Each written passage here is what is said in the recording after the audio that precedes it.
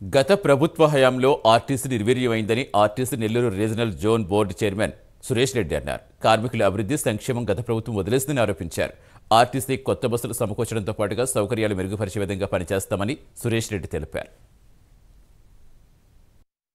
గత ప్రభుత్వంలో వాళ్ళు అనుకున్నటువంటి కొన్ని కార్యక్రమాలకు మాత్రమే నిధులు ఇచ్చి అనేక సంస్థలని వ్యవస్థలని కొంతవరకు నిర్వీర్యం చేసినటువంటి మాట వాస్తవం. ముఖ్యంగా ప్రధానంగా ఈ ఆర్టీసీకి సంబంధించినటువంటి బస్సులు ఆ గుంటలు గోతుల రోడ్లలో ప్రయాణించి అవి చాలా వరకు డ్యామేజ్ కావడం జరిగింది. ఆనాడు ఉన్నటువంటి ప్రభుత్వం ఎక్కడా కూడా కట్టడి మట్టేసినటువంటి పరిస్థితి లేదు. అనేక మంది ప్రయాణికులు కానీ ఆర్టీసీ వ్యవస్థ కానీ కొంతవరకు నాశనం కావడానికి అది కూడా ఒక కారణం.